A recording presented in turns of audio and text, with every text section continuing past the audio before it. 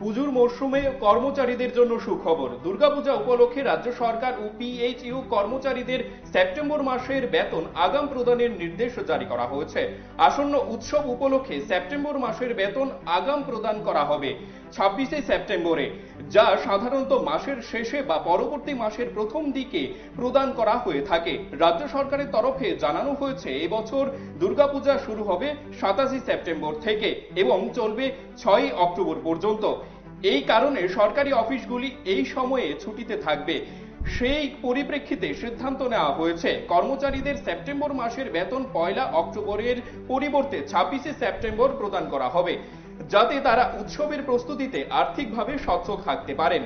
এই সিদ্ধান্ত প্রযোজ্য হবে সমস্ত রাজ্য সরকারি কর্মচারী এবং সরকারি পিএইচইউ এর অন্তর্গত কর্মচারীদের জন্য। সংশ্লিষ্ট দপ্তরগুলিকে প্রয়োজনীয় ব্যবস্থা গ্রহণের নির্দেশ দেওয়া হয়েছে, যাতে নির্ধারিত সময়ের মধ্যেই বেতন প্রদান নিশ্চিত করা যায়।